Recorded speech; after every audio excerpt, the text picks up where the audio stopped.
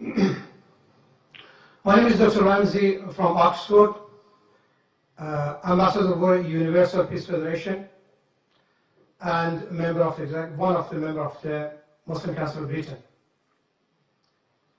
I would like to say you are doing an excellent job. God bless you.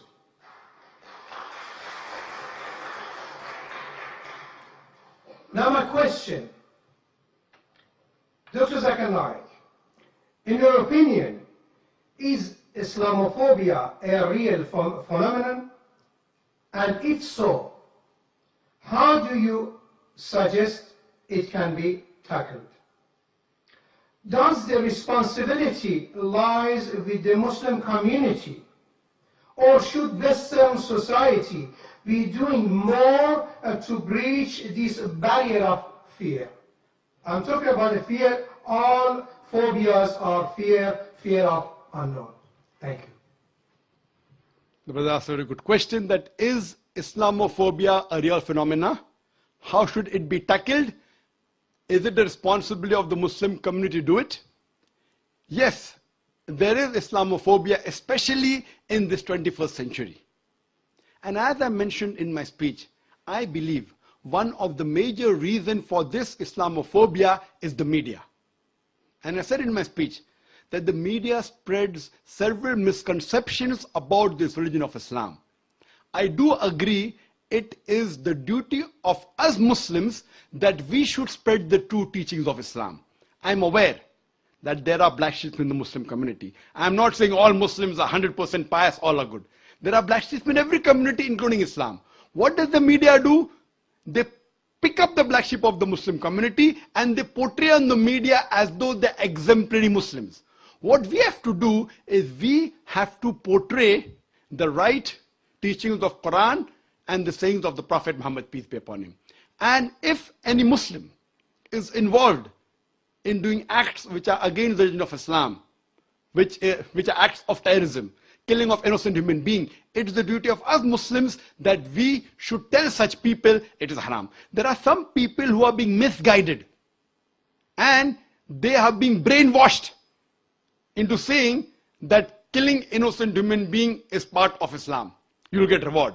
It's our duty as the mainstream Muslims to try and convey the right message of Islam and prevent such Muslims from being misguided. That's point number one. Point number two, it's our duty to tell the government of the country where you're living that Islam is a peaceful religion.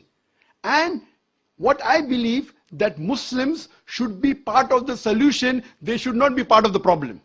The government should not think that Muslims are part of the problem, they should think Muslims are part of the solution. And that's the advice I even give to the police of India and the police of Bombay, and I interact with the police force very often. And I tell them that just for a few should take the Muslims in confidence. And the best is to have an interaction. I have addressed many police officers from very different countries, and we should try and have a question and answer session and remove the misconception in their mind and prove to them that Islam is one of the most tolerant religion, it's a peaceful religion, and if you know the teaching of Islam, surely the least person that you'll have to fear is fear a true Muslim. I'm not talking about the black sheep of the Muslim community. Hope that answers the question.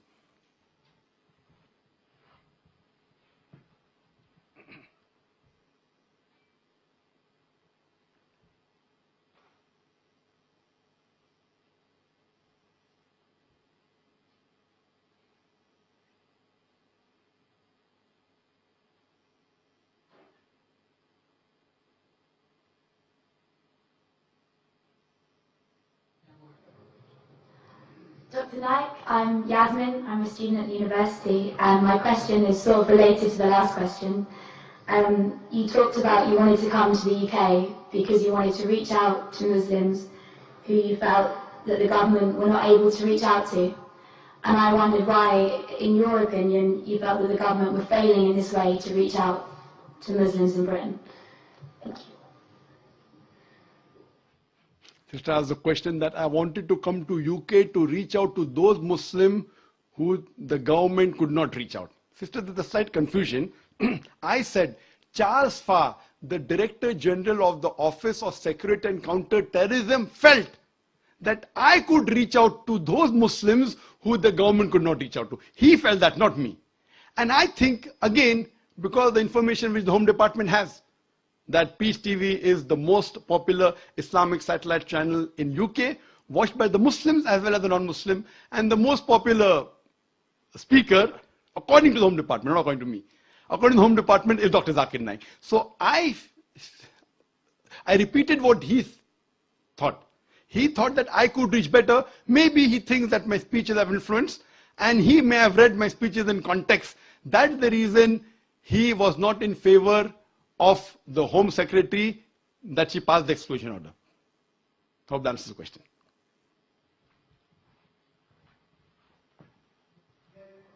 Do you think that he has a point? Do you think that, in some sense, the government are failing to reach out to Muslims? Yes. If you ask my opinion, that do I agree with the thoughts of Charles Farr that the government is failing out? Yes, I do agree with him. I do agree because, as I said in my earlier answer, that the government should not think that Muslims are part of the problem. The government should think that Muslims are part of the solution. Because a Muslim, there are many Muslims who are British citizens, and it's the duty of every Muslim to follow all the laws of the country staying in, as long as the law does not force him to do something which is prohibited in the religion or prevents him from doing something which is compulsory in religion. As far as India is concerned, I do not know of any rule or any law in the constitution which forces a Muslim in India to do something which is prohibited. Neither does it prevent me from doing something which is compulsory. So I am a practicing Muslim and I'm proud to be an Indian. So I'm proud to be an Indian Muslim. Similarly, there are many Britishers who I feel may be feeling the same. They may be Muslims and they may be following the laws of the country, so they're British Muslims. So I feel that the government should take in confidence, and what they should do, that they should see to it that this maligning by the media should stop. And the best example is myself. I mean, there are 100 million viewers of Peace TV. And there are millions of people who tell that I am the ambassador for peace. They say I'm a peaceful person. There are many heads of states of several foreign countries, many. They have called me as the state guest.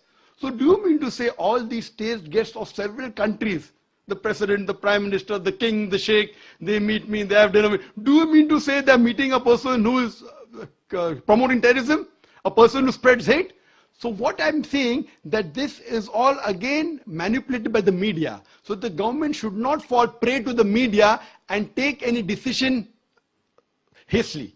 What they should do, they should give a chance for the person to clarify.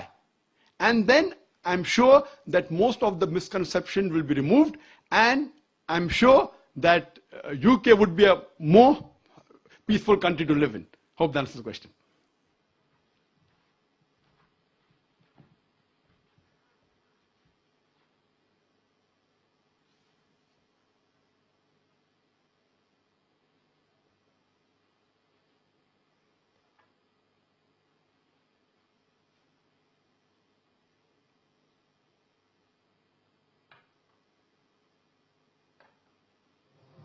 Dr. Naik, hello and thank you. My name is John. I'm a doctoral student here at Oxford, and I'm from the USA.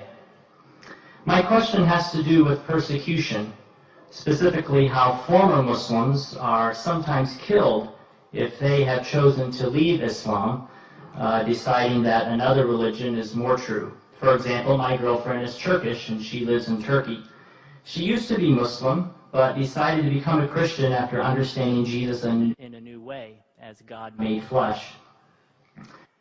She has had fears in the past that she may be harmed or even killed for her decision. In light of the recent attention to this matter in Pakistan with Miss Bibi and the blasphemy laws, my question is this: what are you doing, or what do you plan to do, to educate Muslims that if someone chooses to leave Islam, that person should not be killed? Well, that's a very important question. And he said that what if a person who's practicing Islamic faith changes to any other faith? Is it required that he should be killed?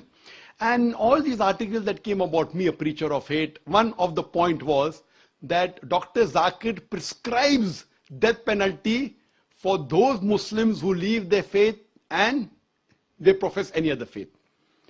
Again, these reports were out of context.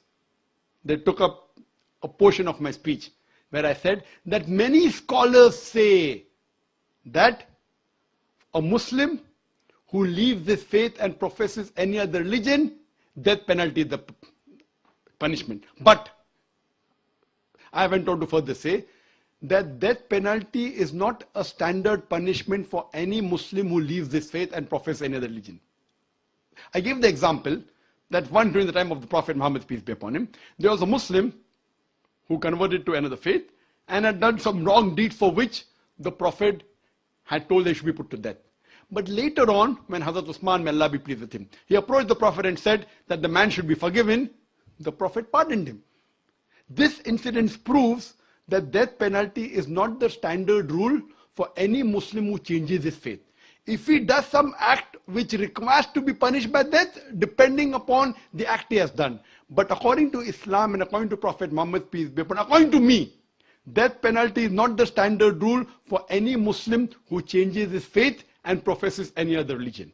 And that's what I've told in my talks. But unfortunately what they do, they pick up a portion of my speech from the YouTube and they show it to the Home Secretary and the Home Secretary believes it.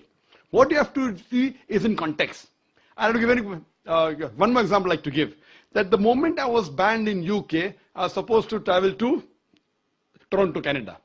Immediately when the ban was effected, even my visa for Canada was cancelled. They also had a 5-year visa. And I heard on the Toronto news, it says, here the preacher of the preacher of hate. Hear what he says. And then they show my clipping. That when you beat your wife, don't beat on the face, point number 1. When you beat, you should not leave a mark on the body. Finish. Now they are showing a clipping, a portion of my answer. Anyone who hears these two statements, when you beat your wife, don't beat on the face. When you beat, do not leave a mark on the body. A person would think that Zakir is showing how to beat your wife without leaving a mark. It was a portion of my answer when a non-Muslim asked the question that doesn't the Quran say that you should beat your wife? And I said the Quran says in Surah Nisa, chapter number 4, verse number 34. It says that when your wife is disloyal to you, first you admonish her. Point number 1. Admonish her first. Then you stop talking to her. Then stop sharing her bed. Then you can beat her lightly. The Arabic word is daraba. And when someone asked Ibn Abbas, may Allah be pleased with him, the companion of the Prophet, he said it means like beating with a toothbrush. And further the commentary says, so the Prophet said, when you beat your wife, you should not beat on the face, point number 1. Beat her in such a way that there's no mark left on the body. So this part was shown, and I continued. Islam and Quran never suggest wife bashing. It means you should beat with the toothbrush lightly. In modern terminology, I said beating with a handkerchief. Just a symbolic beating, such that you don't beat on the face, even a symbolic beating, and don't beat in a way in which there's no mark left on the body. That means it's an admonition. It's just a symbolic beating. So they cut off all the portion and show only 2 sentences of mine, and they promote that Zakir is a person who's against women. So these things were also done regarding the death penalty for a person who changes the faith from Islam. But as I told you, in Islam, the standard rule is not death penalty for a Muslim who changes his faith to any other religion.